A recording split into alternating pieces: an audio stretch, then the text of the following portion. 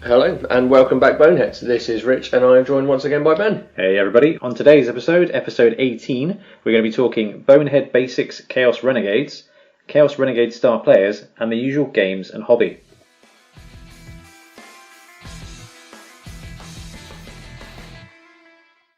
Okay, so over to news. Rich, what have you got for us this week? We have a single Kickstarter and it's a divisive one, if I do say so myself. It is Pony Bowl by Akaro Dice. Now, this is a team that is modelled on My Little Pony. Ah, this is the one Ian was being bullied about in our group. Okay, so this is Pony Bowl Team Fantasy Football by Akaro Dice on Kickstarter. Yeah. I think Akaro Dice are the ones that do the dice for all the tournaments in Europe and stuff. Yeah, they do Mayhems as well. Oh, brilliant. I did look at the website and it was, well, foreign, so Yeah. I gave up and went back to counter-attack bases. But yeah, so they're doing a team of a team costing £57.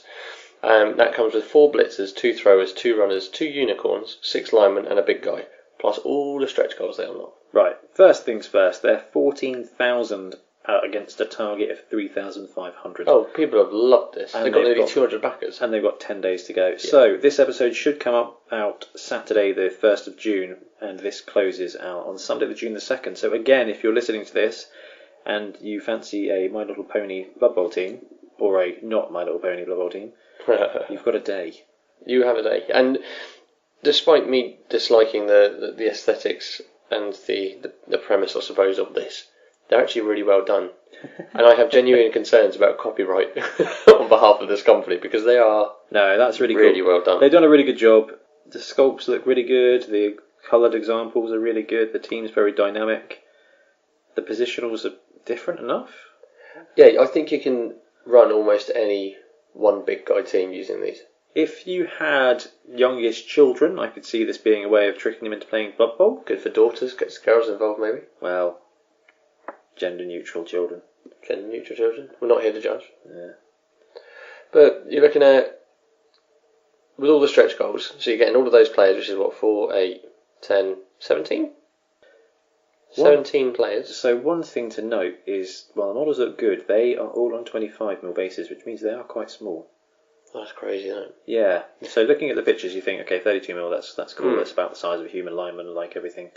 Actually, they might be a little bit slighter. There is a size comparison thing down the bottom. Of course. Not against not against the Wolverine guy. No, not against the Wolverine guy, unfortunately. It's more like a what a disgrace. It's the mugshot. It's just lined up with heights behind them, so it gives you an idea of how big they are. Okay, so the basic ones are like 30-something millimeters tall, and the big guy is 60mm tall. So they're 60mm is massive.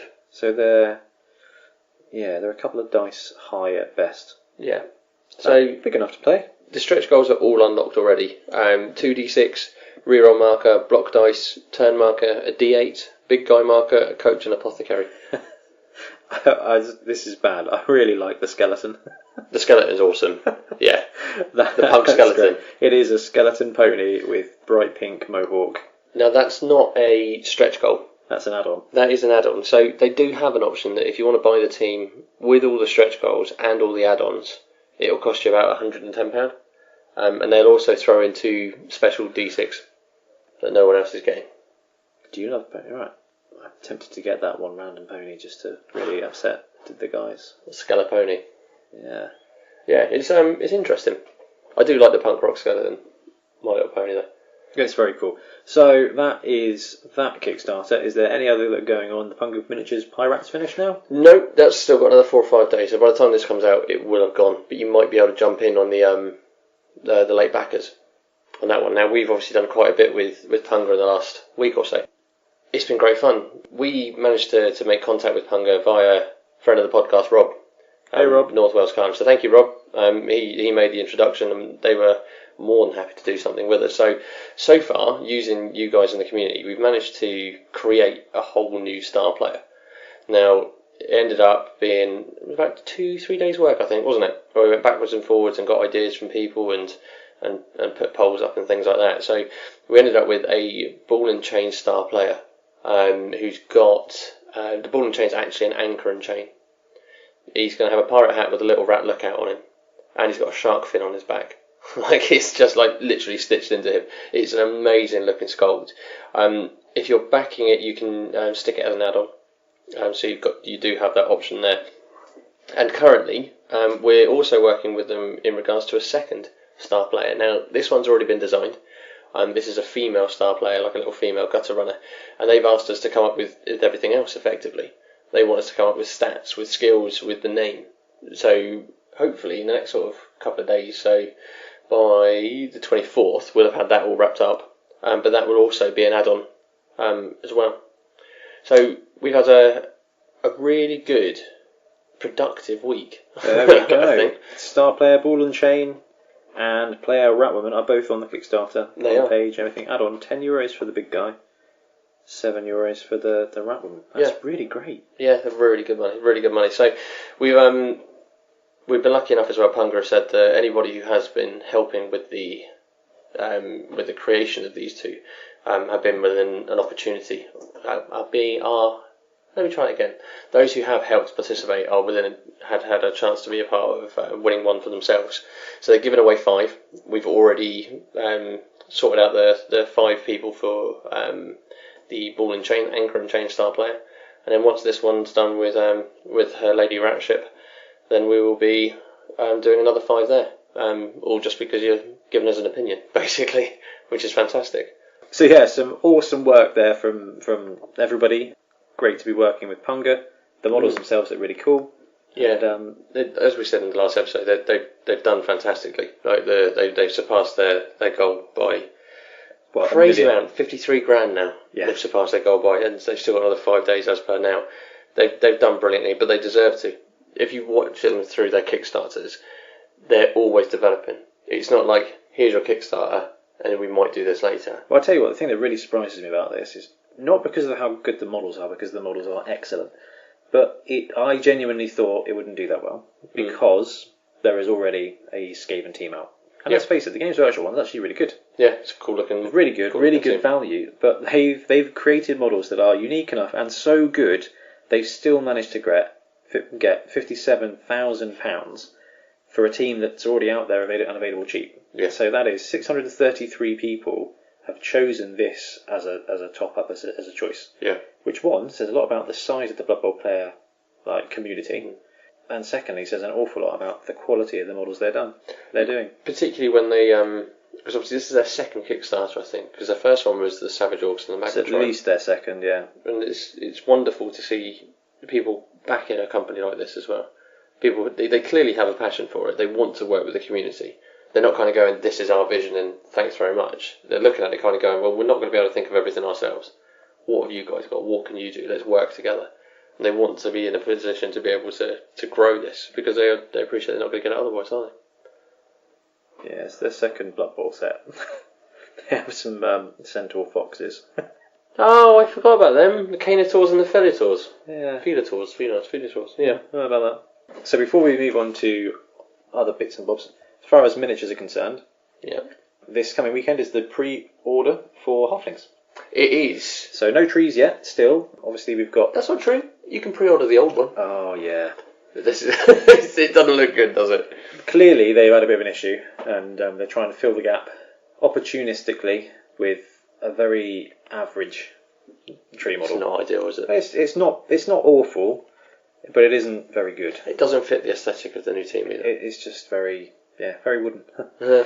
Bum. I still recommend the Ents. So I'm going to be pre-ordering them this weekend. No doubts about it. Is it this weekend they're doing the inducement cards as well? Yeah, I think it is. Because that interests me. I like that idea of having them there. What's your inducement? I've got a couple of kegs. Well, we don't really know what's in the pack yet, do we? No, that's true. Just all we know is that it says inducement cards. Given that every other set of cards has been about 12 useful ones and then 24 blank cards. I'm inclined to wait and see, and I think that's why Rick meant earlier. He was like, I'll wait and see what the pre-order is. Oh, okay, that makes sense. Yeah. So the Halflings and the pictures and the dice and the spike are all going live this Saturday for release the following Saturday. Now, because that lands on the very same day that our episode, this one goes live, and because it's been a little while since we've done a giveaway, by the time you're listening to this, you should have already seen that we're running a quick competition, just for a couple of week turnaround, And it is going to be to like and share a post. The full details are on the posts online. That's on Twitter and on Facebook. The information will go out on Instagram as well, but liking and sharing on Facebook and Twitter are the ways to enter. Yep. And we will pick a winner at random who will get a halfling pitch from us. And we'll announce that when we record the next episode in 2 weeks' time, I think. It is 2 weeks' time, isn't it? I can't remember when. Because we've had a shuffle around, haven't we? 10th of June. That was it, because it got moved from the 6th. Yeah. To the 10th, because we're in Entoyment on the 6th. We're going to play one of our league games at Entoyment, aren't we? So, that's right, that's exactly right. So we'll announce the winner on Monday the 10th when we record our next episode. Yeah, look forward to that. It's nice to do a little bit of a giveaway. Absolutely. On to non-models. So, we've had a message from Alistair, who messaged us quite a bit, actually. He's a regular contributor, is probably the best way of putting it. He's a regular contributor to help us with this.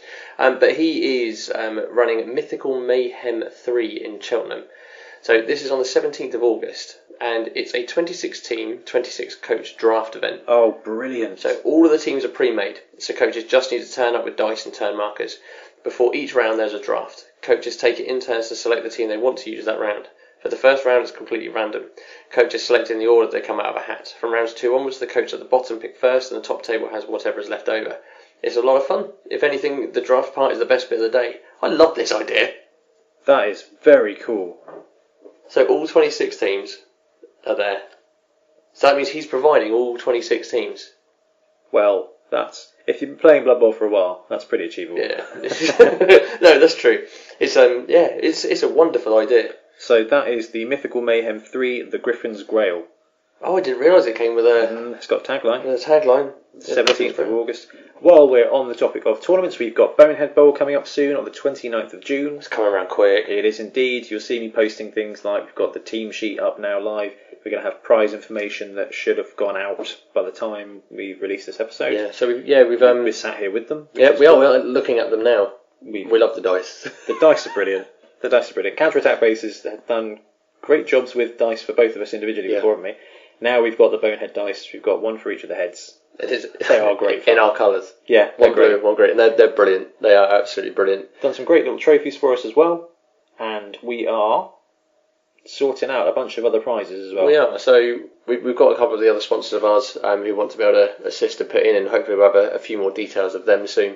Entoyment are weighing in as well, where we're holding the actual tournament itself, so they'll be providing plenty of prizes from Entoyment in the way of gift vouchers, or whatever he calls them, store credit, gift vouchers, that type of thing. You never know, we might even be able to just go, yeah, we've got this much money, let's have those 3 prizes and we can give them out that way.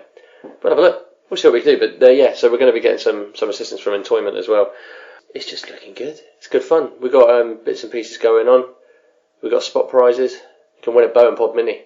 Yes, we'll be bringing some of those to the tournament to give away. Haven't quite decided what the sport prizes are going to be yet. No. What the events are. But any ideas? That seems to be a common trend at tournaments, though. Rock up and they'll decide the spot prizes on the day. Yeah, it works. I like it. So that's Bonehead Bowl on the 26th of June in Poole. So if you're within an hour and a half, give us a message. Let us know you're coming along. We'll have spare teams available for you as well. We will indeed. We have on the 10th of August Sewer Bowl Sevens. We do. Which is our 5-game Blood Bowl Sevens event. More information will come out of that once we've cracked through Bonehead Bowl. We'll have a bit of free air. We can pile on the information for that. See what we've learned.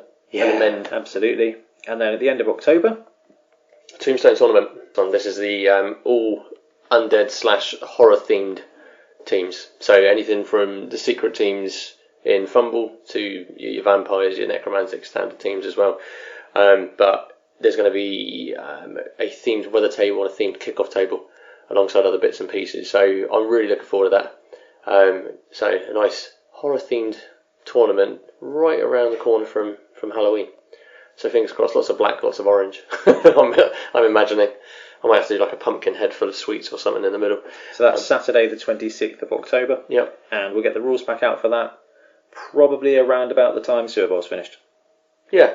Give a nice 2 months lead up. Yep, I like that. But again, that's in Entoyment and Poole. All 3 of those tournaments are in Entoyment and Poole, which is a great little venue. And I'm really looking forward to playing a bunch of games with people. Yeah, meeting people. Meeting you lot. It'd be good. Okay, over to hobbies, games, everything. Rich, what have you been playing? I played a game against Randall recently. Now, my game against Randall was his secret team practice for Secret Carnage. So he's running the Beastman, The secret Beastman. team. And he finally went with the one Minotaur option. Oh, brilliant. And it worked a lot better for him. And he came away thinking, actually, this might be better for me. Although he gave Leap to an Ungor. Oh, that's heroic. Just for the giggles of it. And he tried it twice, and on the second one he killed himself. He's like, I don't think this is very good. And so maybe he's not going away with it. But I'm chuffed that he actually attempted it. I ended up using my Course Naos. That's a good one, isn't it? Norse Chaos mixed team tournament build for Bonehead Bowl. So it was 2 different tournament setups against each other. So were you running 1 million or 1-1? 1-1. Both tournaments? 1-1. Oh, that's good. Both 1-1 on that regard. He had 5 skills available, I had 4. Yeah. So it wasn't sort of that's massively not too out of bad. the way. I mean, you get that with most of the tier differences as well. So that was good fun. Yeah, I won 2-1, I think it was. That was the game where there was some serious casualties towards the end. Oh Lord, there was about 10 of us in total in the yeah, I saw the pictures of that. That's crazy. in the injury box. It was nuts. But good fun. Did enjoy it. Can't complain really.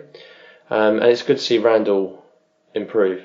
He's learning a lot quickly. So what did he take instead of the second Minotaur? He took another Ungor and a Gore. Oh, so he went with actual players instead of... I wondered if he'd gone with like a star player or anything like that. No, he considered it, but the only one he could really consider was, I think, not Helmet Wolf, but Max Spleen Ripper. And he looked at it and kind of went, you know what? This isn't going to work the way I want it to. You can get 2 other players, so he had a better bench. Oh, that's good. He had a better bench. He had that extra, so he went from 11 players to 12. He didn't improve on his rerolls or anything like that, but that extra player meant that he could actually try something out a bit different, not worry so much when that first player gets KO'd or injured. That is really cool. And it was nice to see. It's taken about 4 or 5 games for him to kind of start working out what actually works for him and what doesn't, rather than going, I can have 2 Minotaurs. I'm taking 2 Minotaurs. And it was nice to watch him develop and work it out himself. And obviously I've tried helping him and pushing him, but it's only this last game where he's kind of gone, no, I'm only going to try it with the 1. Now, anybody going to Bonehead Bowl, you can also take 2 Minotaurs. And just go for it. Just go for just do it. It's great fun. There's me convincing Randall to try it with just 1. I know I would have taken 2. You can go Chaos Pact, Chaos Pact, Chaos Dwarves, Chaos. Those are your Chaos Renegades. Well, Pact, yeah. Oh, apologies. Yeah. Yeah, it's a Chaos So you Pact. got you could. There's a lot of option there. There's plenty. I like Chaos Dwarves as a mixed team. That was Randall's first team as well. Yeah. Well, Dwarves. Yeah, he's good with them. He's scary with them. It was well built. I love the dwarf skulls. That was good. So how did the Norse Chaos mix play out? It was bash. It was as bashy as I hoped. What were you running? I was running a Yeti, 1 lineman, 2 off-werners, a thrower, 3 beastmen, 3 chaos warriors. So the Old Warriors, they're the Strength 4 Frenzy guys. Yes. So you got 4 Strength 4, 1 Strength 5 with the Yeti, who's got Frenzy claws. He has. Yeti got Frenzy or no? Frenzy? He has. The Yeti's got Wild Animal, Disturbing Presence, Claws, Mighty Blow. I've got this written down, I think, on this pad. Apologies for the paper. Claw. There we go. This is actual. Right. So it was Claw, Frenzy, Wild Animal, Disturbing Presence. Yeah. 5-5-1-8. And so I went with a Yeti, 2 off-burners, 3 beastmen, 3 warriors, and a lineman, and a thrower. Yeah, that is right. 3 warriors. 3 warriors. Wow, so there's a lot of strength in that. A lot of strength. So I gave 2 of the warriors tentacles. Oh wow! Because obviously they got the mutation access. Did it pay off? No, didn't use it once because Randall didn't put anyone dodgy near him. But the thing is, when you've got such a strong front line, I assume your plan was to go Yeti, tentacle warriors, keep him in base contact with the Yeti to murder. Exactly that. But Randall saw through it, and if Randall can see through it, others are going to see through it. And I gave both of the elves Juggernaut to try and make use of pitch clearing. Yeah. Crowd surfing. But looking back on it, I could have probably done better, unfortunately. So I still think one of the Elf Warriors should go with tackle as your safety. Yeah, take that makes out sense. those dodgy guys. But even if you don't want to take out dodgy guys who are in your backfield, they can just take out the dodge guys that are on their side. Just take them out. Yeah. So it was a tough match. A lot of bashing, a lot of injuries. No, it seems like all of your games around will tend to be really close games. Yeah, it's horrible. He's going to beat me soon. I'm not going to like it. I'm not going to like it. The other game I played was against Good Guy Lewis, Nice Guy Lewis. Yes. Last night. He's not having a great season. So Lewis won our last season. He was the champion with his Lizardman. Although his Lizardman and his Chaos both did brilliantly last season. Fantastically. So he's brought them both back this season. But so far, he's only got 2 games in with the Lizards. One was against me. Yeah, with the Chaos. Oh yeah, with the Chaos. Sorry, one was against me where I 4-0'd him and I just completely diced him. And it doesn't sound like he had much better luck last night. No, it was for the first half. It was really quite tight. He went 1-0 up about 4 turns in. I ended up doing the sneakiest of 1-turn touchdowns, and I felt really proud and really dirty all at the same time. See, we missed this, but we heard the screaming and shouting. It was exciting. So I had there was a ball in the middle of a scrum, and it was turn 8 of the first half. So the end of the first half for me. And so it was literally score or don't score. Yep, completely. So I had a goblin on his backside on the floor. What I managed to do was stand him up, make a dodge. He's got 2 heads, so he's dodging everywhere on a 2. Yeah. Right? So he dodges once, picks up the ball. No, sorry, he fails the first dodge. That was it. Yeah. Fails the first dodge on dodge 1. Reroll. Dodge reroll. Picks the ball up. 2 go for it. I then pass Bonehead on the ogre, roll right alongside the goblin, and throw him downfield. He scatters 3 times in the right direction, like in a forward direction. Yeah. And I land it in the end zone. That's incredible. Like the chances were horribly against me, and it just paid off. And it was great. I didn't hear Lewis get salty, which is very impressive. No, not in the slightest. He was. When you see something like that, whether it's you doing it or someone does it against you, something like that is just awesome to see. Yeah, you've got to appreciate it, haven't you? And that just comes back to what we were saying in episode 2 or 3 or 4 about making a successfully landed throw teammate should be a completion for the throw. 100%. He's earned that. Eric Bonehead should have got that. He did wonderfully. That was a heck of a throw. It was a perfect throw. Absolutely perfect throw. And I had an elf die, or my elf die, and I ended up apothecarying him and he misses next game. I killed a beastman and he apothecaried him, so he misses next game. And that was about it for the first half. And then the second half came round and my dice rolls just took the Chaos team apart, and I ended up with 5 casualties in that match. 4 casualties and about 3 in the KO box. Yeah, it was not a lot of players left on the pitch towards the end. No, it really wasn't. And I got Muscaven down the line, held off the ball for a couple of turns, scored a touchdown. He wasn't going to be able to get in and score one to equalise, so I ended up grinding out a 2-1 win. Tough game, as it always is against Lewis. I don't think me and Lewis have ever had a runaway victory against each other. So it's been nice to play a battle of wits and a battle of tactics again. I just hope he keeps playing with his Chaos and doesn't bring the Lizards back too soon. I think they're coming. Yeah. I think it's probably fair. So I've played one significantly less competitive game. Mm-hmm. So just got back from a holiday in Tenerife with my girlfriend. Yes. Which was lovely, and we did crack out Blood Bowl 7s one night. Ran her through some training bits and ran her through a whole half. It was really great. Apparently it's a bit too mathy, a bit too numbery for her.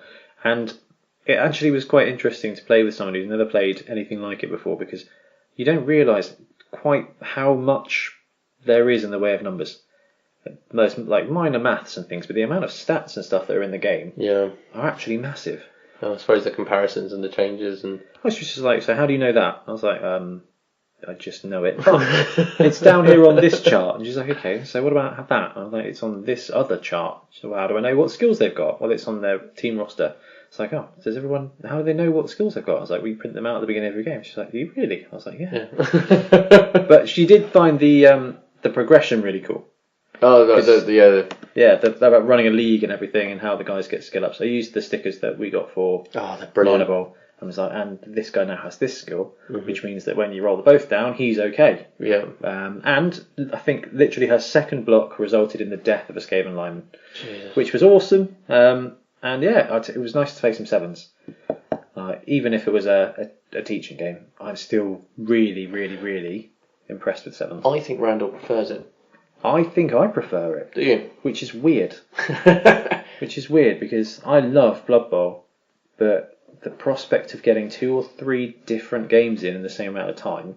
Yeah, see, that's a huge appeal. Is very cool, which is why now I'm super excited about Bonehead Bowl because of the mixed teams. We're going to see some absolutely ridiculous builds. We've already got some builds. Yeah, exactly. Oh, it's just crazy. And but I'm really, really excited for Sewer Bowl sevens because 5 games of sevens, and I think it's just going to be.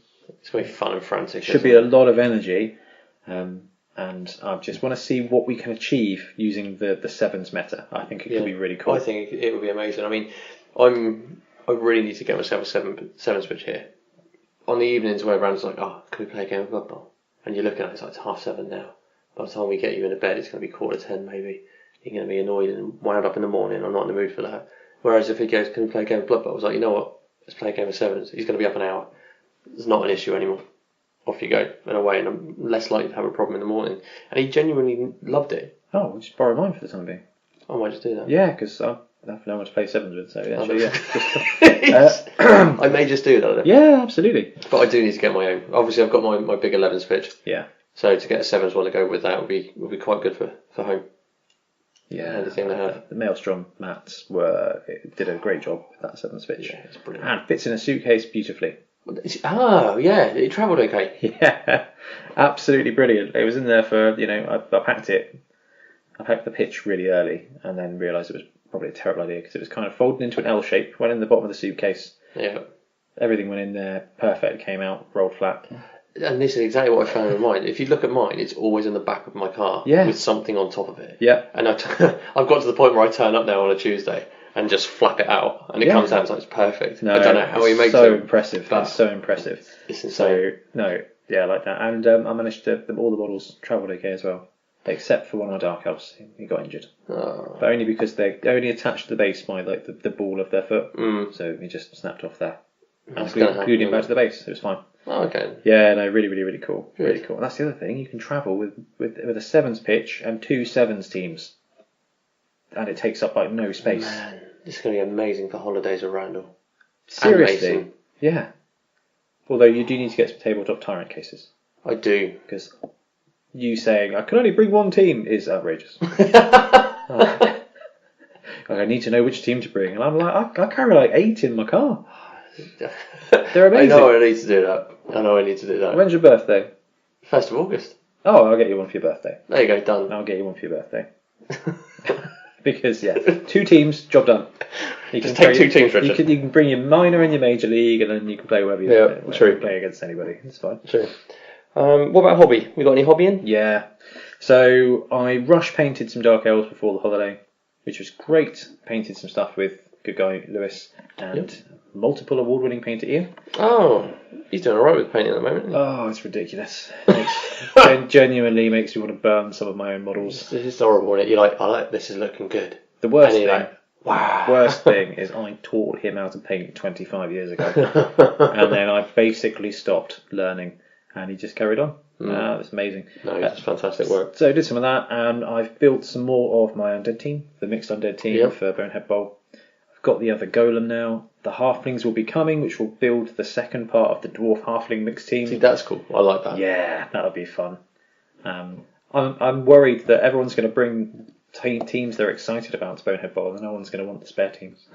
There is that panic, but the thing is as well. There's one gentleman who actually introduced us to Entoyment itself. Joe, if you're listening, hi Joe. Who's gone well out of his way in finding models for Bonehead Bowl, and he's creating a mix. We're using Chaos Dwarves. I'll leave it there. But obviously, Chaos Dwarf models aren't easy to find, and they're not cheap. Yeah. And he's found some, and he's bought them. And I dread to think what his wife might think. That's cool. Ben's got all of his trolls and everything built up now. Oh, amazing! From the local because he bought the rock guts, didn't he? Yeah. So he's running those, and he's running his actual Games Workshop troll as Ripper. Okay, I like that. That makes sense, I suppose. And thanks to what we were talking about on the podcast last week, he's taking a guy with Hail Mary Pass. Good man. Yeah, which I think will be great fun. Yes, it needs to be done, doesn't it? But I think Bonehead Bowl is the rule set that we're running with is a kind of interesting mix of the two different tournaments. I know we spoke about this on an episode a while ago. We sort of said there are some tournaments that are about the hobby. So Mana Bowl. Yes. Like, we love Mana Bowl Stunty Cup because it's just, well, it's a different meta straight up. But secondly, we went to the first one with basic teams, didn't we? And we went to the first one, we played, and we were like, oh my god, there's so many teams out there we can build. And then since then, we went to the second one, we both built a non-standard team to take. And I think basically everybody else did as well. Yeah, and there was, 12 of us? Yeah, which solidifies that as one of those creative tournaments like the not Carnage Cup. Yeah, the Secret Carnage. The Secret Carnage Cup in August. Yeah, and when Ben first approached saying, would you mind if I used your idea? Because it was we said at one point we should do a Secret Cup. Rob. What did I call him? Ben. I'm as bad as you now. Yeah. Rob. When Rob first came to when Rob first came up with the idea, he came to us and said, would you mind if I nicked your idea? I was like, no, go for it. And he wants it all about the hobby. He wants it all about the fluff. Yeah. He wants to see your display case. He wants to see what you've done with the teams. He wants to see custom star players. He wants to know where they come from, what they're doing next, why they look like they do. And it's just about the fluff and the creativity. And it's wonderful for people to want that side of things. When what you see a lot is NAF sanctioned events and people are doing they're getting their rankings up and getting their 26 team quota completed as well. So to have that one where you can just have a bit of freedom and go, you know what, I fancy painting a load of sea elves if you're that way inclined. Yeah. And you can just do it. Particularly with the Dark Elf Corsets, you can make a wonderful sea elf team. Oh, there's so many elf models out there that you can cast as those. It's having that freedom and looking at it kind of going, I can make a wonderful team. But this is why I think the Bonehead Bowl rule set is a really great middle ground, is because you can still run all 24, 5, 6. Is it all 26? 26. So similar to the 27th team. Yes. Yeah, okay, cool. I get myself a bit pickled with that. So you can run all 26 teams, and then like another 100 or 200 mixed teams within that, which means you've got, I think we've all done hobby for it now.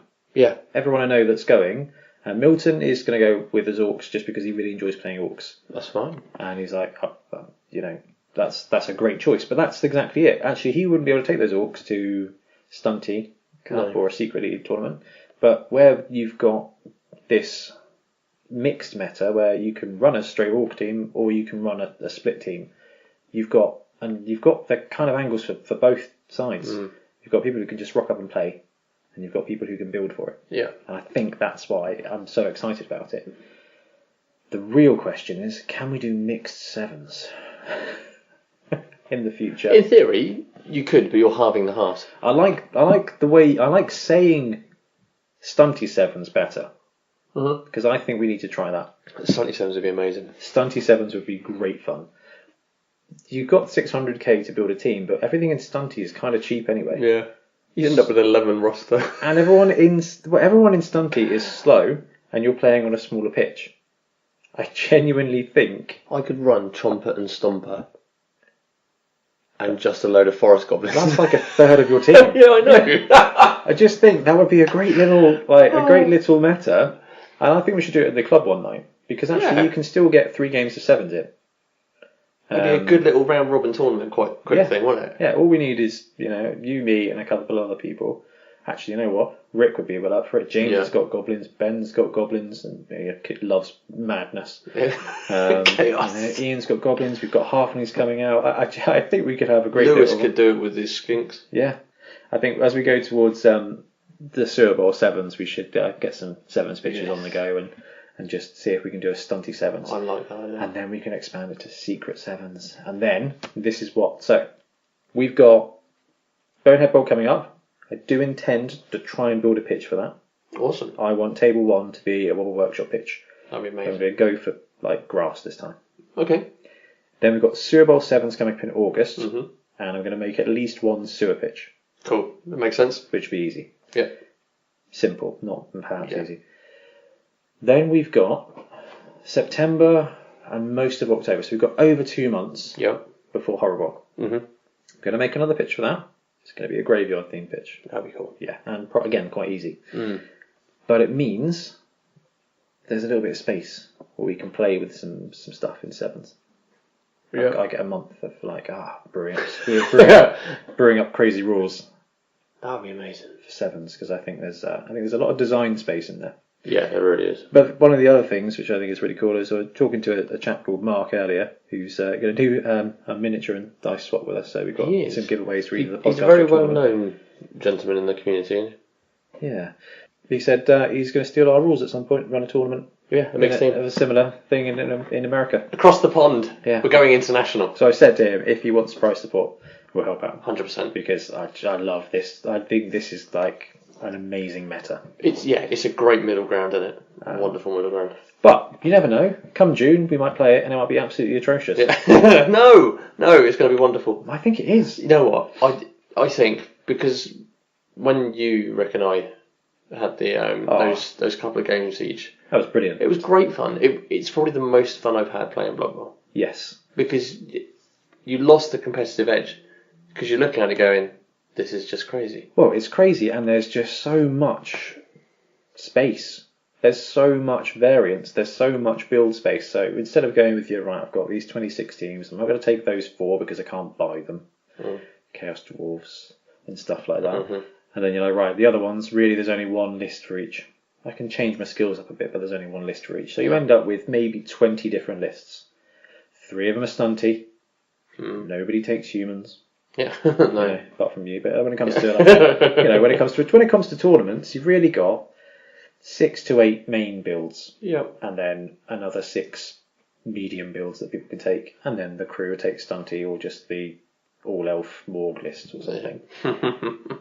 Then you go with a mixed, and it is multiplied at least 10 times. Yeah.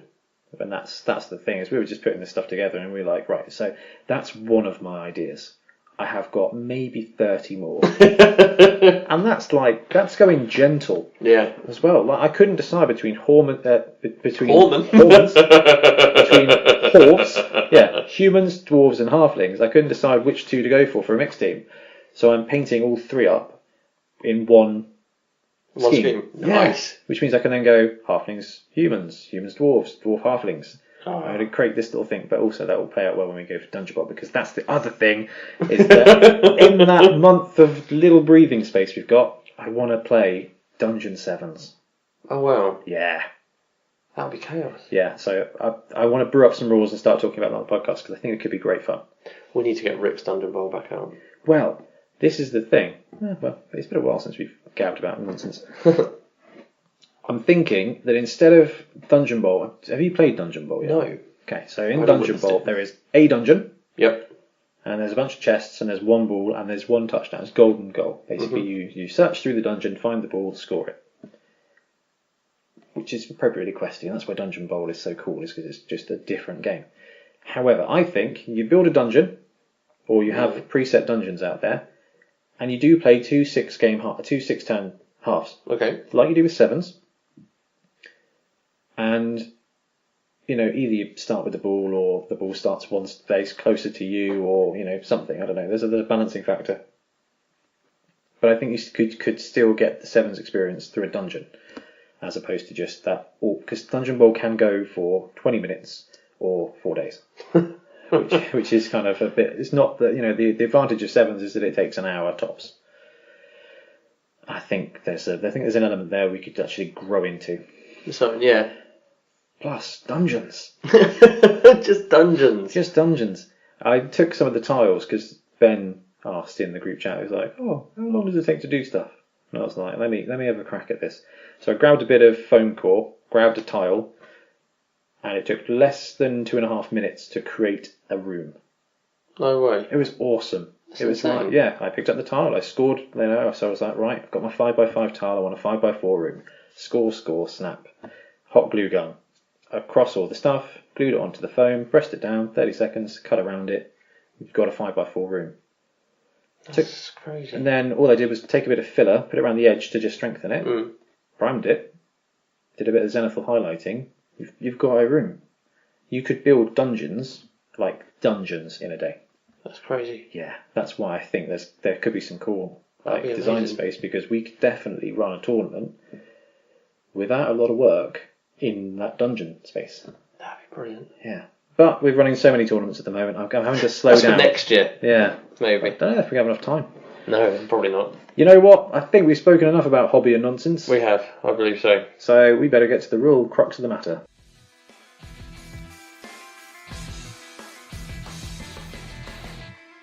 So, on to the first main topic, really the first part of a giant main topic, I suppose, is Bonehead Basics Chaos Pact / Chaos Renegades. Yeah. It depends what you call them. I don't know what they're called in the Games Workshop land now. They are Renegades. So the Renegades on the NAF. And they're Renegades in the Games Workshop land. Okay, brilliant. Good. Since they released it in the first Spike. What have I called them? Both. Yeah, oh bloody hell. Hey, I swore. Golly. What, you mean in the... Oh, Renegades. No, Good. in the actual spreadsheet? Yeah. No, you called them Renegades. Okay, brilliant. Good. Accidental following the rules. That's good. Yeah. Quite the opposite of some of our players. Yeah, so the Renegades. I love the Renegades. So normally we would bring on a third presenter, Guest. A host. third chair. But no one in our local area has played as much Renegades as you. No. I'm not convinced anybody's played any Renegades apart from you. I've not heard of anyone doing it. Built some Renegades and then haven't bothered. No, I think they're like Marmite, aren't they? I get that feeling. I think they're just tricky. They are. They're like, and we'll come to this when we talk about like them as a summary, but if I was going to briefly describe them, I would say they were chaos, but more fun. Mm. But remember, starting a league in chaos is tough. It's They're like halfway between chaos and goblins. yeah, I'll give you that. You got some fun stuff and no skills to go with it. Yeah, many options and the opportunities are amazing, but you've got to slog to get it. To be fair, they're a modeler. They've got to be one of the best teams for modelers. They're fantastic. You've got three big guys. You've got a bunch of miscellaneous players. I think they're a great fun team from that point of view. They look great when they're out there as well. And they've got some good fluff. So, like some of the older, like second edition teams and things, there was a lot of mixed stuff. And okay. Yeah. I should probably read up on like the older I stuff. think you'd like it. I'll link you with the second edition handbook. It's great fun. Please do. It's great fun. So we will talk through the positionals. We'll talk through the tactics. This will all be with a view of league play. Yeah. And then we'll break away, and in the second topic we're going to talk through all the star players that are available to them.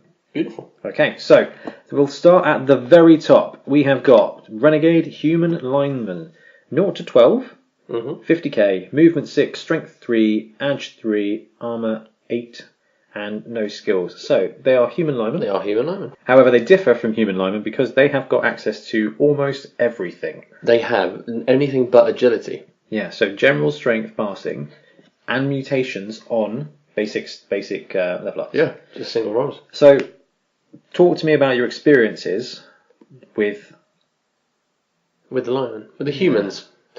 I genuinely just use them as cannon fodder. Although they've got they're the most versatile out of all the positionals that they do have. Like if you want to clear one up as a killer mighty blow, you can. If you want a ball sacker in there, you can do that easily.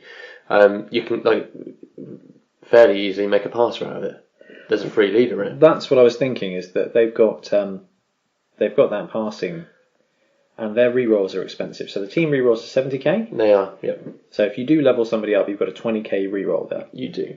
And the other interesting thing is they are the one small guy positional that doesn't have animosity Within the team. within the team. Yeah. So you look at, we'll come to it in a minute, but you look at the Alpha Match 4 and think, you know what, he'd be a cracking passer, ball carrier, something like that. But you would have to roll a 2+ for him to hand off or to pass it.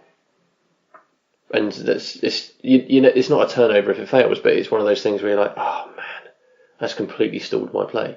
However, if you've got a human lineman that's been leveled up as a passer and just wing it down give him strong arm at some point as well, you can get pass, accurate, and strong arm all on single dice rolls. and then just wing it down the other end of the pitch for a Dark Elf to capture, and away you go, without having to worry about the animosity roll. Tell you what, I'm trying to find on Blood Bowl Tactics whether they've got things for leveling up the players and stuff like that. They don't have them for these players. I don't know. No. See, what I'm looking at the moment is I'm planning on running in total 6 linemen eventually on my team. 2 of them will have guard and be supporting, hopefully like guard, stand firm, that type of thing. So they can't go anywhere. Stick them in the middle of somewhere and just use them as a support mechanism. Now, because they've got armor 8, they're armor 8 strength 3. They're not invincible, but they're not fragile. No, you're not looking at them thinking, oh no, it's a bit dangerous sticking them in there. You put your 7s on the line, so whether it's elf lineman or Skaven lineman. The elf is an 8. Yeah, but I mean, the other linesmen, apologies. like armor 7 linesmen, it's scary, isn't they it? don't last very long. No. But that 8 actually will put them in good stead. Are you not more tempted to give them block when they level up, just so they become your blitzers? No, I've the first 2 that have leveled up for me this season, or one from last season and one from this season, I've immediately given Mighty Blow to.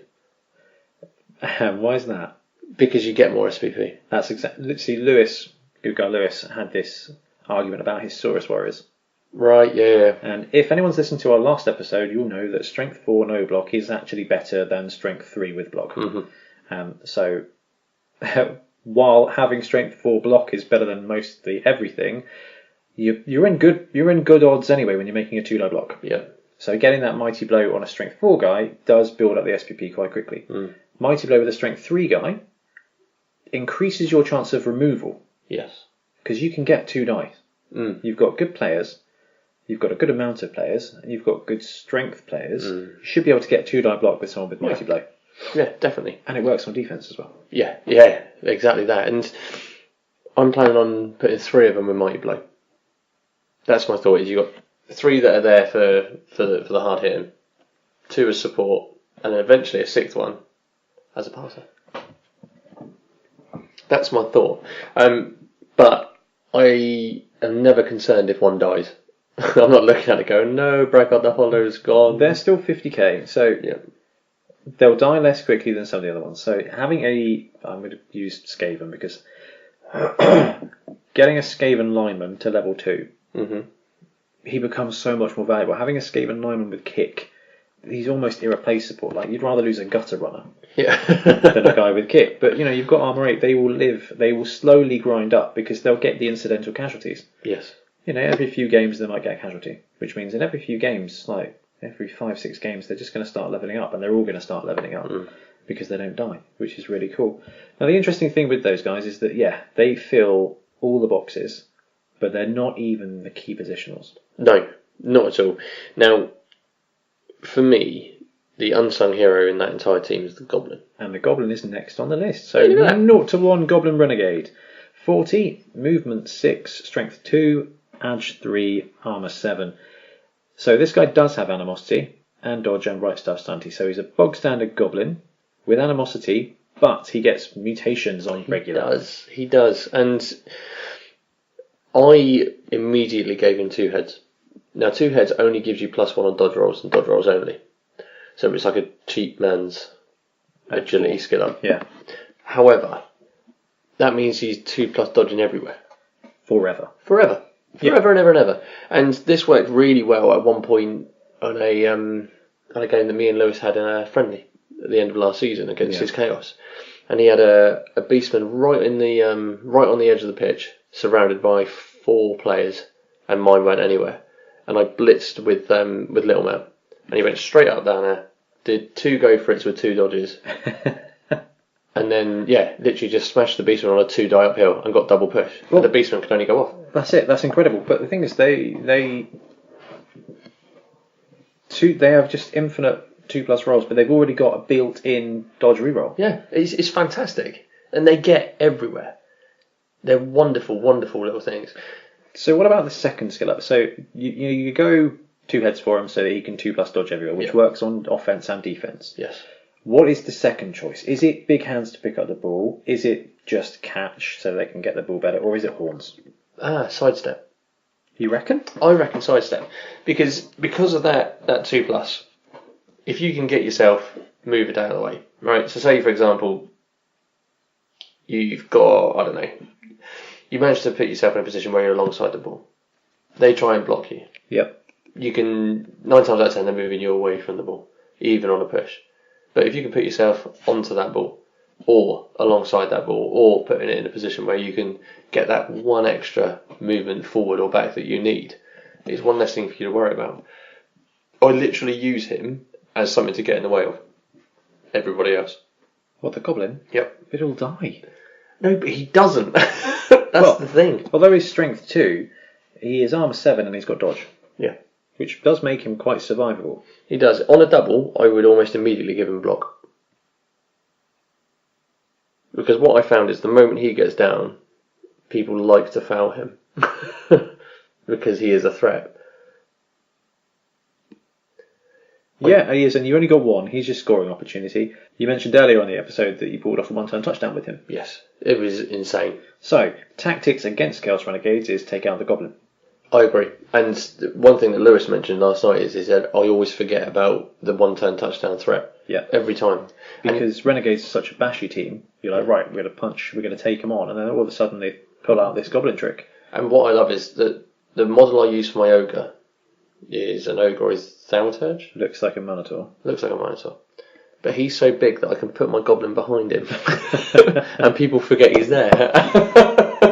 That's appalling. It's good though. Work on a blood bowl. Work on a tactics. So I would, thinking about it, that big hand is probably a good idea.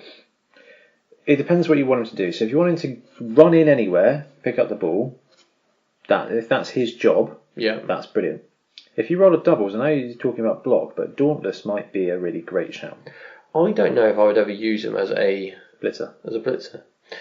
Purely because my idea of a blitzer / safety is my Skaven. Okay. So we'll go on to the Skaven. 0 to 1 Renegade Skaven Lineman, 50,000, 7337. So regular Skaven Lineman. Yep. General mutations on normal and everything else on doubles, but he does have animosity. He does. This is where I struggle with the very first skill because I want to give him either horns. Okay. So he's movement 7, which is the fastest movement on the team. Yeah. So he can get to places. He becomes your point and shoot guy. He does. Because with movement 7, you can put him in the middle of the pitch and he can hit everywhere. Yeah. But I would also consider giving him 2 heads. Because then you get that extra dodge. It makes it a bit easier to get into places. So, on a doubles for him, would you go for dodge? Yes. Yeah, straight away. I think, absolutely. Doubles for him. Singles, block, or are you talking about going for I would rather go instead? wrestle.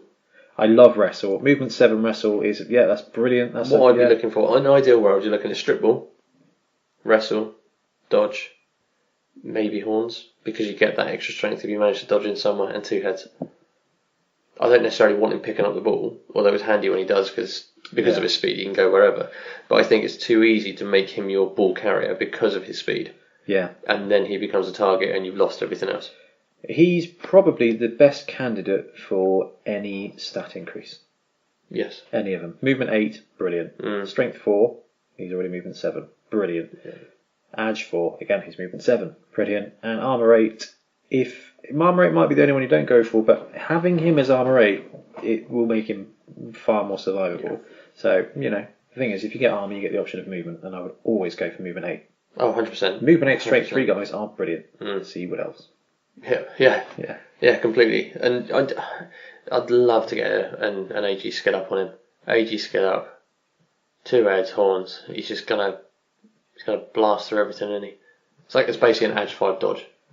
Yeah, they're great. So you're looking at a 4+ to get into 3 tackle zones. So have you managed to get him to level 2 in any of your teams? No, he keeps dying. Yeah, Skaven linemen, man, they die. They do. So he's always got up to level 1, level 2, but never got that second level up. Is it almost worth using him as the ball carrier towards the beginning of the season so that you can get him to the point where he gets wrestled? That's what I did last night. Yeah. So I gave him. He got a touchdown last night, my guy, and it was just one of those ones where everybody was tied up, and a nice little handoff just set him free.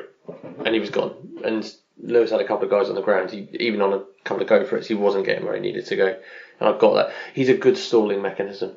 That's what he is, because he can get away, and because the rest of the team are so bashy and are difficult to get away from. That he can just kind of sit there and wander around with the ball for a little bit until you're ready to put it in. Yeah, he's got the movement to clear himself out of trouble. Yeah. Okay, so the Renegade Orc Lineman is next. 0 to 1, 50k. He's 5339. Again, Animosity, General Mutation. Yeah. Are you running an Orc? I am running an Orc. Now, last season I skilled him up with... You went crazy with him last season. I did. What did I give him? Foul Appearance? You gave him Foul Appearance and then Tentacles. Tentacles never did anything. No, see, Foul Appearance didn't. But my thought with an Orc this season is to go heavy on the mutations again. Because I don't necessarily... Although you can use him on the line, when you've got the big guys, like the Ogre, like the Lineman that you can throw in there, you don't necessarily need him to do so. However, my thought is... From your front three, sit him 1 or 2 behind, maybe 1. Give him Disturbing Presence. Well, yeah, Disturbing Presence is probably an underutilized skill. It would disrupt, but he's only got movement 5, so doesn't that limit the ability to get him into places where it's going to affect them? If you can keep him in the middle, you can get him wherever he needs to go. You can cover the entire line, and that's it. And particularly if you end up giving one of the humans a kick, and you can get that ball brought forward. That's a great combination. And then they're trying to pick the ball up and they can't because there's Disturbing Presence.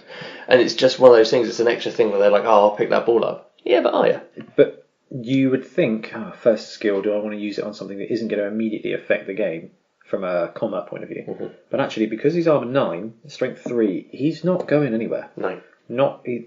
Obviously if he gets clawed to death, then fair enough. But, the likelihood is he's not going anywhere, which means you can actually afford to slow roll him. Yes. Disturbing Presence is an unorthodox, I think, but a decent shout for that. Just something a bit different. I like the idea of him being like a mini roadblock. Well, something that just disrupts everything around him. So you've played a lot of games with Nurgle as well, haven't you? So you've seen how useful Disturbing Presence is. Oh, brilliant! I've played against your Nurgle a couple of times, and yeah, it is something that actually is difficult. And does it stack as well? It does. Yeah, it does stack. So if you end up at another point with another sort of freebie skill, double Disturbing Presence is you could have 3 or 4. It becomes very controlling. Yeah, particularly if you can scatter them across the edge of a pitch. Throughout the width of a pitch would be brilliant. But again, because he's armor 9, if you go on a heavy guy lighter build, not a terrible thing to give him block. No, definitely not. Give him block. Give him block. I like the idea of giving him tackle. Yeah. Just again, one of those guys you put in there like, I'm going to dodge away from him. Yeah, but you're not. Yeah, but the thing is, armor 5, I feel like that with the tackle guys, you need them to be pretty mobile so that you can actually defend. Because normally if someone's got dodge, they're gone. Yeah. They're gone. But the good thing with the Orc is because he's got that armour, and I like your idea of deploying him a little bit behind the line, he can plug a gap really great. Which I think is why you went with Foul Appearance and Tentacles last season. It's because you're like, he's going to plug that gap, they can't move away from him, and they may not even be able to punch him. So he's just going to stick to them. Yeah, they sent everybody past the 2+ rolls. It was just unfortunate luck because what I wanted it to be was one of those ones where, alright, well, the Orc's in the way. Let's punch him now, we'll sort it out. Oh, I failed that. And that was a blitz. Oh, and I've run out of rerolls. And that's it. Now what am I supposed to do? Yeah. Yeah. With the Orc, I think you're really only looking for strength increase. Yeah. I wouldn't worry about edge. And I wouldn't really worry about movement. No, armor's pointless as well, really. 30k for movement 6 is not stellar. Strength 4, and then stick tentacles on him. Like that, at that point, he's awesome. He's a big black orc then. Yeah. It's just brilliant. Okay, my favourite player on this roster. So the Renegade Dark Elf Lineman, 70,000, 6348, which is a Dark Elf Lineman. Mm-hmm. Animosity, General Agility Mutation. Yep. For singles, so he's General and Agility. My elf gets to his first skill up, and then before he reaches his second, always dies. And it almost happened again last night. Even though he's armor 8. Even though he's armor 8.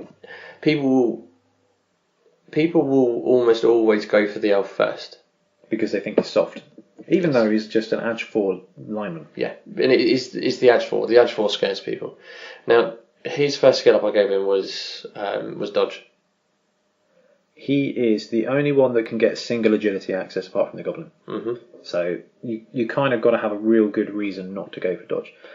He's Edge 4. He probably ends up being a ball carrier. Yeah, until you build your human passer. Yes. Then he becomes your catcher. Would you go human with sure hands? Because technically, human with sure hands is better than a straight 4 Edge 4. But everybody knows sure hands doesn't work. It's cursed. It's cursed. And the worst thing you can say is 1 in 9 or 3+ with a reroll because you're just going to fail it. Mm-hmm. And then you can open up dodge on the... Because dodge with Edge 4 is brilliant. Yeah, it's wonderful. And at the moment, I'm running him as a runner. Yes. If I can get the ball to him, I will. That's but very I won't dark necessarily go out of my way to make sure he gets it, if that makes sense. If he happens to be there, he'll get it. If not, I try and use him as support. So I can get him dodged out, move around. That then becomes a 2-die block. He's freed up to be able to go on to the next one. Now, movement 6 is not terrible. When you've got Edge 4, you're dodging back away from something on a 2+, and you're just running on your merry little way. He's got a lot of flexibility. So him mixed with the Skaven, you've got a really good beginnings of a fast strike package. Well, I say fast, medium fast strike package.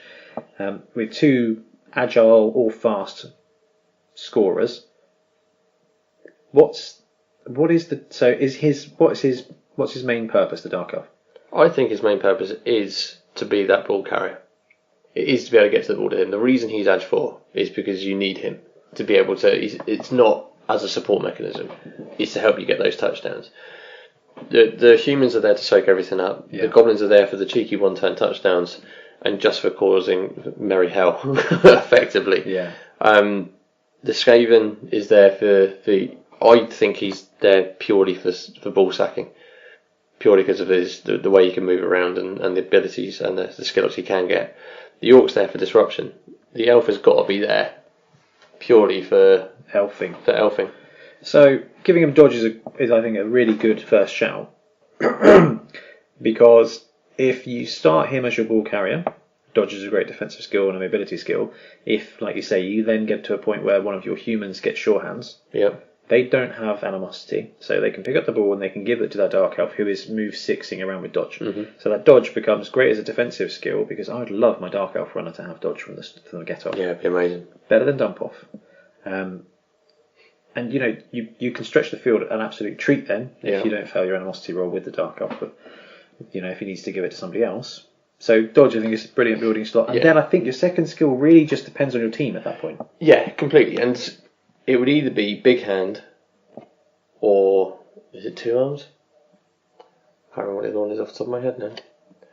Big hand is the one player ignores modifiers for enemy tackle zones or pouring rain weather when he attempts to pick up the ball. Which is why it's a good one to have on the Goblin. Yeah. Because if you give him 2 heads and then big hand, he's dodging everywhere on a 2+ and then picking up the ball forever on a 3+. Yes.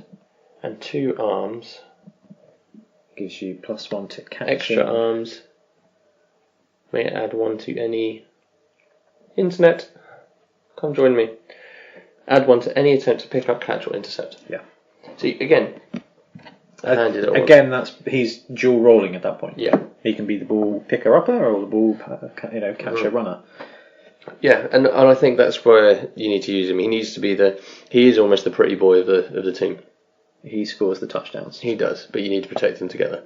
Okay, so let's move on to the greatest thing about the Renegades, are the fact they can have 3 big guys. Yes. Whether you take 3 big guys or not is entirely up to you, but you've got to have some. You do. In the first season, I took 3 big guys. Yeah, and we'll start off with the Troll, and you can talk about that. Huh. So, 110k, 0 to 1 Chaos Troll, movement 4, strength 5, edge 1, armor 9, with Loner, always hungry, mighty blow, really stupid, regeneration, and throw teammate. So he's a bog standard troll. He's a bog standard troll, but he does get mutations on doubles. He does get mutations on doubles, and I found him to be as useless can be in the first season, and to the point where I dropped him for the second season. However, you have had, I believe, success running tentacles on the troll. Yes, and this is where once I get myself settled in this season, I will be bringing the troll back purely for that roadblock. And that's the learning point of it, isn't it? It's actually trying to activate the troll all the time. If you need to activate the troll all the time, it's going to be a nuisance because he needs to be babysat, which means you're kind of down half a player. But if you get him to the point where he's tentacles, like the Beast of Chaos, like the Beast of Nurgle, you don't use him. No, you literally just sit him where he needs to go. Yeah. Leave him. The guys in base contact are going to struggle to get away, and they're going to struggle to block through him. Yeah. Which means that, again, you've got that great controlling on the line. If you're receiving, you can plug up two people who you then immediately almost get a numerical advantage. Yeah, and this is it. And his point is having that. He's front and centre. He's dealing with that. He's soaking up all of that damage. And what I found is during that first season where I had the three big guys, what I was having to do is I was being forced into using the troll because I didn't have an option. And it's the price of almost any other two players. And it just didn't work. I ended up, like you said, you're babysitting him, and if he fails that one anyway, you sacrifice a player just to try and pass a really stupid, and he's not in a position where you want him anyway. There is a place for him, but I think it's not in an underdeveloped team. I think it's once you've got everything else pretty much where you want it. Yeah, I think he's right. Probably the second player you buy. Yes. So again, tentacles would be my first one on the doubles. A mutation again, probably Disturbing Presence. I'd like to give him grab. Would you not go claw? No. I suppose Disturbing Presence and Tentacles are both those you don't need to activate for them to use. I would almost consider shadowing. He's almost territory. Yeah. Yeah, the terrain. He's terrain. Yeah, he is terrain. Yeah, you're right. He is terrain. You've got to go round him or through him. Yeah, I really like that. And you've got to... That addition of mutations on doubles makes him a really interesting build. So let's say you don't roll doubles, which I know is hard for you. Especially double sixes. You're looking at guard. Yeah, and again, that's a non-active skill. So you put him on the line, he's got guard. Then, if you do want to deploy your orc becomes strength 4. Yeah. And you can really start smashing away. Exactly that. Other than that, grab I would get. Move people where you want them. Yeah. I think that's a good one. Tackle, that's a general skill, isn't it? That is, yeah. What else have we got as strength? Break tackle is the one you're thinking of. It is. And you love that for ogres. Yes, I do. So, Ogre, Chaos Ogre, 0 to 1, 140k, movement 5, strength 5, edge 2, armour 9, loner, bonehead, mighty blow, thick skull, throw teammate. So he is a regular ogre. Yes, indeed. With mutations on doubles in addition. First protocol, if you roll a double, is block. Ogres are great. Ogres are great. I love an ogre. Now, they've got bonehead, which means that they are technically unreliable, but as far as big guys go, they're not bad. I think the Croxagore is slightly better because it does have a defensive skill and prehensile tail. It does, yes. But ogres are great. I love an ogre. I think they're brilliant. I think they're obviously it's coming away from it in a human team. I think they're a necessity, whereas a troll isn't a necessity in an orc team. I think we've had this conversation before. Yeah, I'm still not sure an ogre is a necessity in a human team. But not? No, but I think it's a good bit of the toolkit. But how do they play in Renegades? What role do they fill? Support. Yeah. And that's how I try and use him. So my guy's leveled up twice, and he is block and break tackle at the moment. So he is guard and break tackle. So he can get anywhere he likes to add that to just basically make the players around him better. Yep. So he is the emotional support of the team. He is indeed. I don't know if I would give him any mutations if given the option. I think if you end up with block, having claw might be tempting. Yeah, if he's already in that position. Yes. Definitely. If he's already in that position, yeah. If he's already there, he's going to be punching face. If you go doubles, block, and then you get another doubles, the possibility of having a strength 5 block, mighty blow, claw guy is awesome. Yeah. That is awesome. I don't think you could pass that up, but I think what's more likely is he's going to end up with guard and break tackle as your first two skills. Yeah. Because those are the two best for him. Now, there is a kind of argument for strong arm. With the gobbo. Yeah. I don't think you need that +1. Also, it's less your main plan because you've only got one goblin. Yeah. This is like your ultimate check down. It's your Hail Mary pass of a play. It's not like something you do, reasonably regular. This is something that just will work every now and again. Yeah. So you don't want to build a player just to achieve that when something like guard or break tackle is just going to be so much better. Yeah. Break tackle strength 5 is dodging into places on a 3 or a 2. Yes, this is terrifying. Yeah, he's just going to wander in there and punch something, or more importantly, get out of dodge if you need to. If you need to move him to be a part of a cage, yeah, you can do it. He's a wonderful addition purely on support. Once you don't roll 2 1s, you can do it with him. Yeah. Yeah, I think the ogre's a good one. So you've got the troll who goes on the line. You want him to be defensive. You want him to slow other players down. Yep. Defensive and disruptive. Mm-hmm. The ogre, who is kind of a jack of all trades. He's the one that will throw the team. He's the one that can get into places. He's going to be one of your most reliable. He's going to be the most reliable big guy. Mm-hmm. And then you've got the Minotaur, who is your ultimate blitzer. Oh, see, I'm not a fan of the Minotaur. That's a lie. That's a massive lie. That's a massive lie. Even strength 5 Minotaur. So 0 to 1, 150k, movement 5, strength 5, edge 2, armor 8. So he's a little bit more fragile than the ogre. But he comes with Loner, Frenzy, Horns, Mighty Blow, Thick Skull, and Wild Animal. So, Frenzy, Horns, Mighty Blow, incredibly good on strength 5. It's wonderful. He's charging in there and 2-dying any other big guy. Yeah, hands down. Twice. Last season, when I played against James's Goblins with my Renegades, Seems like a fair matchup. it wasn't. I injured his 2 trolls 3 times. And that's because it. they regened with the Minotaur. He rocks the scissors of other people's big guys. He really does. And my Minotaur on his team at the moment is currently worth 280,000. And when I had to redraft it, I literally put the Minotaur. Mirus Bloodhorn. There you go, yeah, see? You even almost know his name because he's that famous. He is that famous. I was very lucky and I got 3 doubles on my first 3 rolls. What did you go for? Claw. Amazing. Block. Jump up.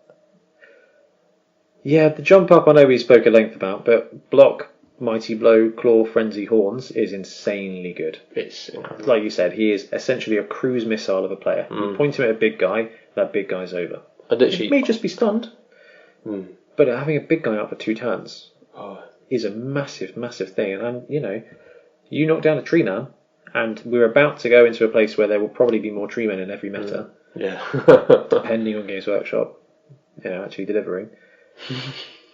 It could be amazing. So he is really a blitzer, isn't he? Yeah, he's got Frenzy and Horns. He can't not be a blitzer. And I only use him as a blitzer. Mm-hmm. I use my blitz every turn for him unless he's down and I can't. So say any other Blood Bowl player make rolls your upgrades here, and you just get singles. What's the first thing you take on him? He's got strength excess only. Break tackle. Break tackle to get to where you want to go, or to dodge in somewhere, and then Horns frenzy the hell out of someone. Yep. Yeah. Second one, stand firm. Yeah. Because there'll be a time when you shove him right on the edge of that pitch, and then everybody is going to come after you, and they'll look to get rid of him because of the frenzy, because of the horns. Well, yes. I mean, when you go with frenzy, there is an increased likelihood of you ending up at a place you don't necessarily want to be. Even if you're controlled, there is still a chance you can end up somewhere you don't want to be. And stand firm is optional. What about jugs? See, Juggernaut is something I tossed up between when I got block. It is, well... You don't have to have either. It's the poor man's block, isn't it? It is, yes. If you're only going to be frenzying with him, Juggernaut is not a terrible option. No. And on a tournament build, that's what I would do. But long term, block is great as well when you're blitzing that one guy and you need to take no, if I actually frenzy onto this I'm going to be in 4 players where you haven't worked it out quite right. Absolutely. And suddenly you get that both down, you're like, I can take that. And even if it's just even if they've got block, it's to stop you getting into that horrible situation. Yeah. Or if they don't have block, you're stopping it there and then without sacrificing. He's only AV8. He is only AV8, so you don't want him left in jeopardy, which is why if you get doubles, taking wrestles on him is a terrible idea. Yes. And I rolls my last skill up, I got double 5 on him. And I almost went with armour. Armour 9 would be good, but what did you go for instead? I went with stand firm at that point. See, that's worth it. I got rid of all of it. I just went for a single. So for singles, I would say break tackle is a great first choice, followed up by jugs. At that point, if you roll another singles, then jugs is your choice. Doubles, I like block. I agree. It's a safer one. I think you're right. in a single level up situation, you would go for Juggernaut over block. Yeah, well, you'd have to. Sorry, you would go for Juggernaut because you don't have. You could take Jugs. You could take Jugs. So that first one, if you've got that option. I think if you do get hit with the doubles, though, the choice between block and claw is a tough one. I think I would almost rather go with claw, knowing that I can take Jugs. Honestly, what's the next time? Yeah. If I get another doubles, brilliant, I'll take block. Otherwise, I'm using this guy as a strength 6 blitzer. Oh, you're just taking everything out. There's no point having block. Let's say there's no point having block. It doesn't matter because I would just push instead and follow up, and you still get another chance. Yeah, I think that's great.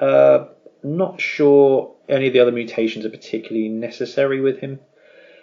I don't think 2 heads with break tackle. It's not necessary, anyway, does it? No, so I think he really does go. If you get the mutation claw, if you get the double block, otherwise, Jugs, break tackle. I loved jump up. Well, the idea is you don't really want him to fall over. No, because he is armor 8. However, people, if they're not concentrating, will leave people 2 or 3 away because they're like, oh, if he wants to blitz, he's got to get up and he's got to get to me and he's still got to do a go for it. Whereas on a jump up, you can get down there and still smash him in the face. Well, the worst thing with that is that he can just make a straight agility roll. An agility roll at +2, so 3+. He can just make a block action against somebody. And I think, does he still get to use frenzy at that point? Yep. So there you go, 3+ frenzy block from the ground. Yeah, I can see that being really, really good. It's been used to good effect so far. So, note to self, stay away from the Minotaur. Yeah, actually jump up is good. I mean, you don't want him to hit the deck because, fouling AV8 is easy. Yeah. Yeah, it's brutal. But it's a good backup plan. Those are all the positionals on the Renegade team, and some of the most straightforward ways to develop them, what you kind of want to use them as, and what they're good at. Tactics wise, yes. What's the standard gameplay for a Chaos Renegade team? Bash. We'll start at 1 million. Because obviously one thing about them is that they've got so many skill up options. Yeah. You kind of have more carte blanche to develop your team. Yeah. Than any others. You do. So you can, I'm going to go heavy on the human build. I'm going to use the Dark Elf as a blitzer and give him block straight away, then dodge and make him my blodger. You've got a lot of build options, but starting at the beginning, 1 million up to 1.1, how do they play out? So, terribly. That first season, the very first season was 7 losses, 1 draw, I think, for me. And it was just terrible trying to get these guys leveled up. The elf kept dying, the goblin kept dying, the Skaven, I think, died. The orc lasted, but I levelled him up badly. The troll did nothing. And the miner didn't even come to his own. It was just, it wasn't great. It was difficult, very difficult. Your first season was maybe 1 or 2 wins, something like that? No wins. No wins still. 1 draw. Oh my goodness. That was 7 awful. losses, 1 draw. And I couldn't get to grips with them. I couldn't work out how I should be playing them. My only experience prior to that was humans. Fair enough. They're not a human team. They're not a human team. Humans have all the skills to balance them out. These guys have no skills there. No, nothing at all. And I fell foul of animosity.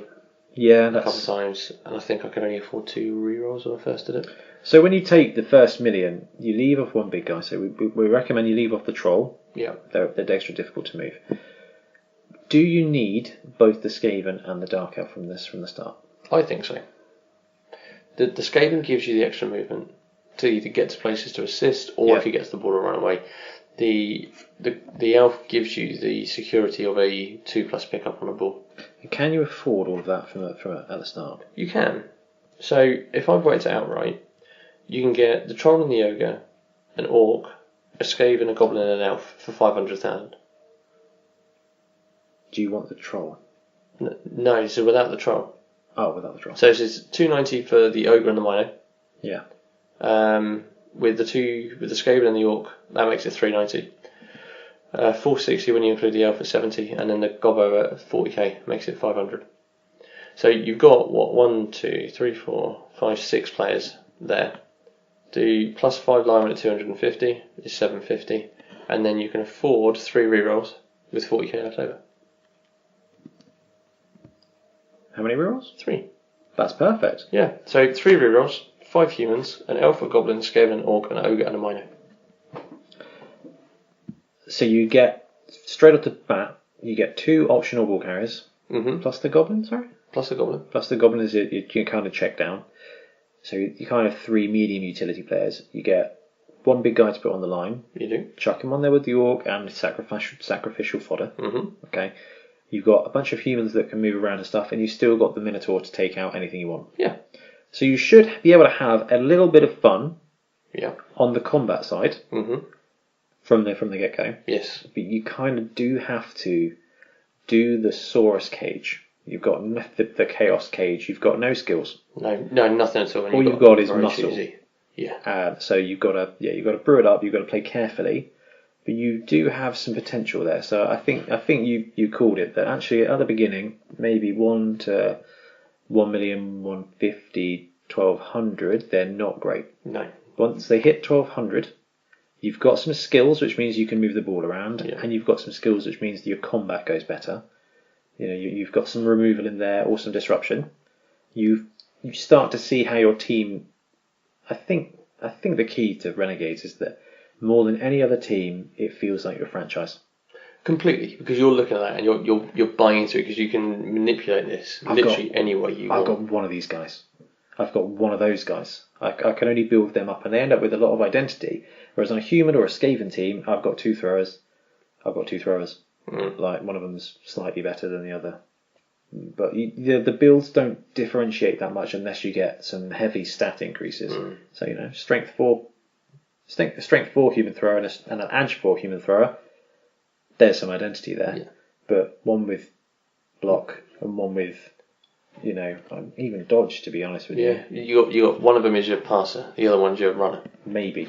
They're only slightly different. But your Dark Elf, when he gets to level 3, is hugely different to the Skaven at level 3, but also, more than likely, quite different to someone else's Dark Elf. Yeah, and that's the beauty of it. I've seen people before who have run Chaos Renegades and actually only gone humans. Yeah, and which can be done, because actually, at that point, I think the difficulty ramps up ever so slightly. Just a bit. Yeah, to doing that, but you keep the cost down, you go for it, it's just more grindy. And it's just less fun, I think, personally. Yeah. But it goes to show the ability that you can have on this team. Yeah. That you can tailor make your humans. You can have 5 humans on your team, and you can make each of them a different build. I really like the way they added the Orc in for the 2016 changes. It's not a huge amount of difference, but one, it's a great excuse to get a random model to paint up. Yeah. And secondly, it does offer something ever so slightly different that doesn't make a massive impact to the game. So there's no skills different. He's just a little bit tougher and a little bit slower. It's just that, it's that armour, it's that punch bag and that armor load. Do you feel like introducing a Chaos Dwarf to the roster would have been too much?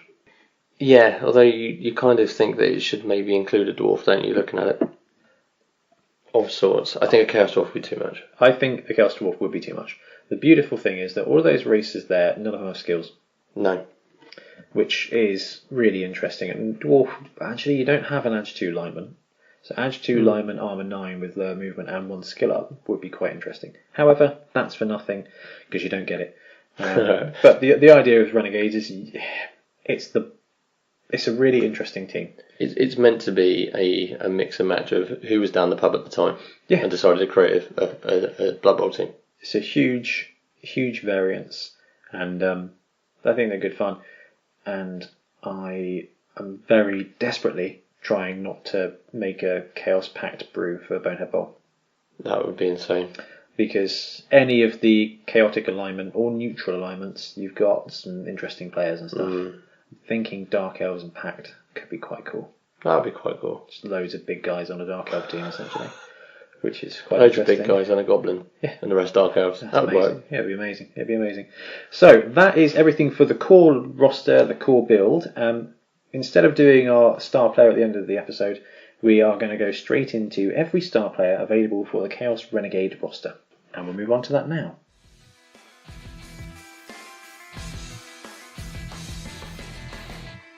Okay, so on to star players for Chaos Renegades.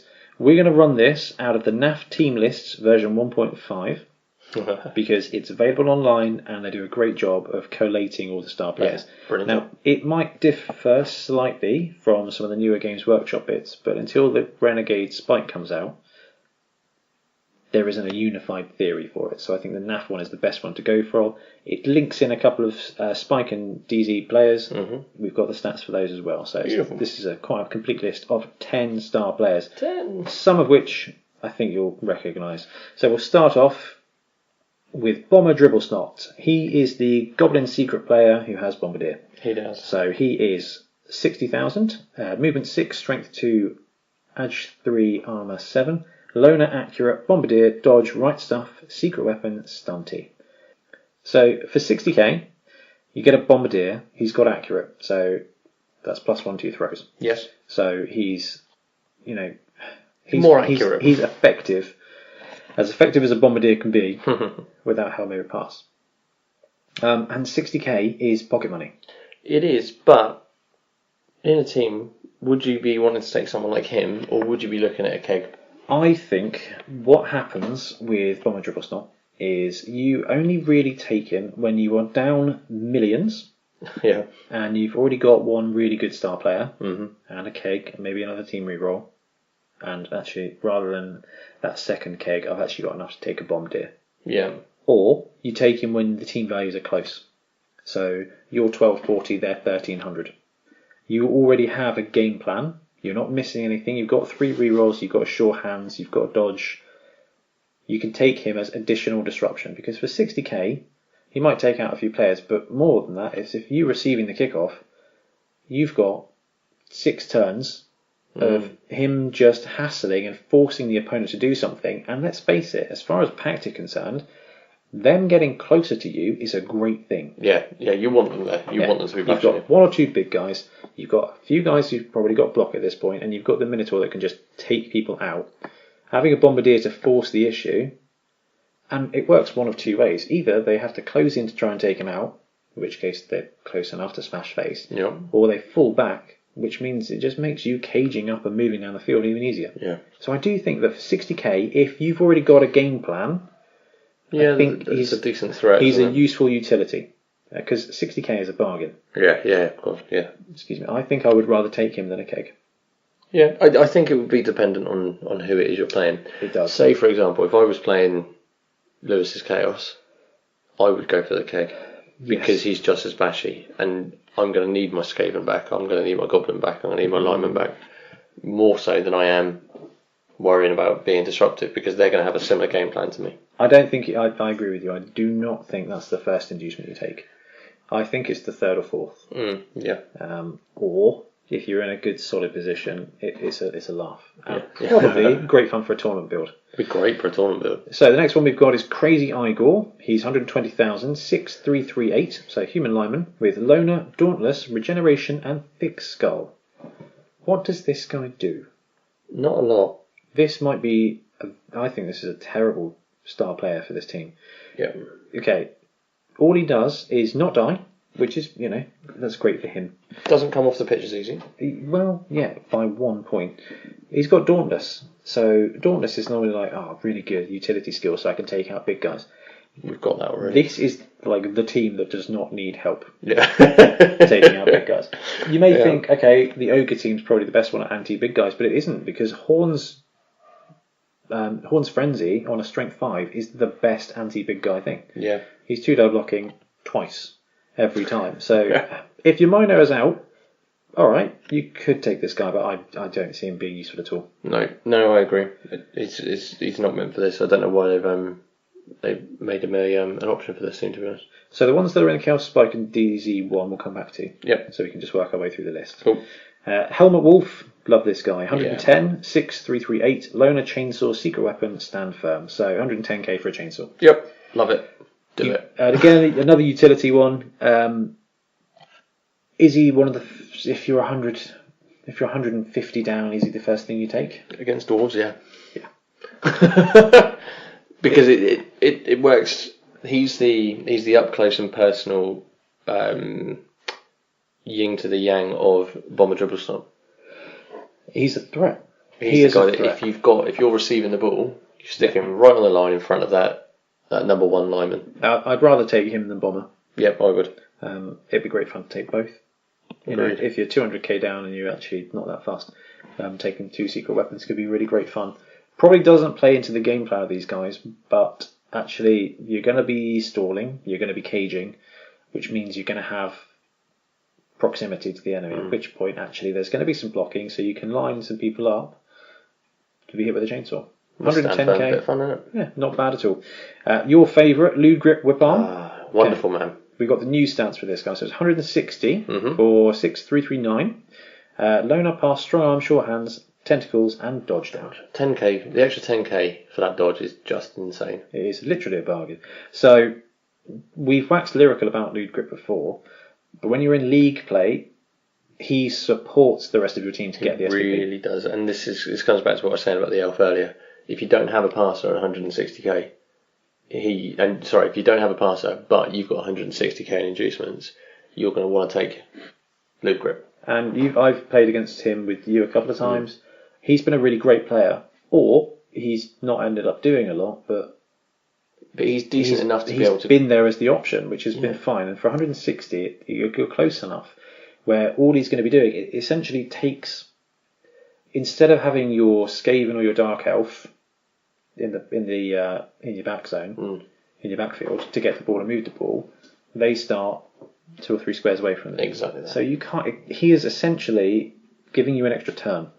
Yeah, really is. When it comes to movement, he really is, and the fact he's got short hands. All right, we know how terrible it can be. Still, but the options there. It's a free reroll to pick up the ball. It takes the bitterness off Loner. Yes. At that point, because you're just like, well, he's as good as he would have been if it was mine. Same with pass.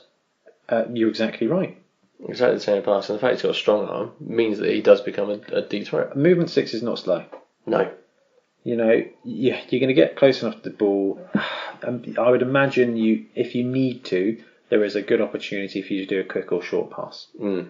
And, you know, you're looking at a 75% success rate for a short pass with his pass through. That's not bad for a star player for free. Yeah, you're not going to get the 1 SPP for that, but you might get the touchdown because of it, and you'd rather have 3 SPP on your Dark Elf than 1. Yeah. Massively so, because it gets you closer to being what you want him to be. So, Lewd Grip, great first choice all day long. Yeah. I think he is number 1, isn't he? Yeah. I've not heard of this guy, Morg and Thorg. No, I don't think we've spoken about it at all. Have we? Wow, he's expensive. He is. So it's everybody's favourite ogre, Morg, 430, 663, 10 with every skill. Loner block, mighty blow, thick skull, throw teammates. So you've already got a lot of big guys. I think he's unnecessary. If you are 500,000 down, which, you know, actually that's not me even being, you know. Yes, what you're looking at. That's actually the money. You could do some other things. Like Lewd Grip. Lewd Grip, a crazy secret weapon. That's a wizard. 200, 250, chuck a wizard, chuck a keg. And another reroll. Yeah. That's a better spend of the money. I reckon so. Morg is great fun. So for tourney builds, actually, Morg, Chaos Troll, Chaos Ogre and Minotaur could be a lot of fun. And then you have got Ugroth Bolgrot, who is another chainsaw. We're talking Orc now, aren't we? Yeah. 100k, 5339, Loner, Chainsaw, Secret Weapon. So you don't need 2 of them. I can't see you ever running 2 of them. But if you want to run 2 of them, you can. It could be amazing. And to be that honest one with you, game. 10k less might be worthwhile, even though He loses stand firm. He loses 1 extra movement. But he gains an armor. He does gain an armor, but yeah, interesting one. Right, now we've got Zarg Madai. 90k, 4-4-3-9. Yeah. Loner, Hail Mary pass, secret weapon, strong arm, short hands, tackle, thick skull. So I'm not sure what he brings to this. He brings a heck of a throwing game. So you've got Hail Mary, which is great, but also he's edge 4 with strong arm and pass and sure hands. So actually, you're picking up a ball on a 3+ with a reroll. That's a long bomb on a 3. Yeah, and then you are passing at +1, essentially with a reroll. Yeah. So he will aid you to get that ball out. For 90k, that's that's pretty decent option.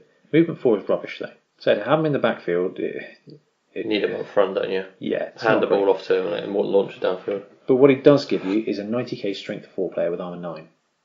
A bit of secret weapon. Secret weapon means he's going anyway. But if you are finding yourself with the troll out, with your Mino out, and you've got that cash, here's a question for you. Do you go for 90k strength 4 or the chainsaw? I would go for the chainsaw. 100k, you probably go for the chainsaw. Yeah. It's a cool player build though. I like that. I'll be interested to see how he actually operates on a pitch. Yeah, I've never really come across him. No, nor have I. Okay, so we have got Gobbler Grimlich now. Or Grimlick, probably. That's the Nurgle boy, isn't it? He is. So he's 230k, movement 5, strength 4, edge 2, armor 9. With a whole heap of skills. Massive. So loner, big hand, disturbing presence, leap, monstrous mouth, regeneration, tentacles, very long legs. So this is the giant toad chaos It is. thing. So big hand, pretty cool, but he's edge 2. Leap, long legs, pretty cool, but he's edge 2. So he's leaping on 3 pluses. Which, not horrendous. Which is okay if you want to do that with a star player that has loner. Monstrous mouth is the worst half of shorthands. Yep. So it ignores triple. And he's got tentacles, which is quite funny. He's strength 4 tentacles. Is he intercepting on a 4? Yes, because he's got a +1 for very long legs. And for big hand? Does big hand work on interceptions? Oh no, that was just to pick the ball up, wasn't it? Yeah. I was thinking of extra arms. Yeah, yes, it doesn't have extra arms. So, no.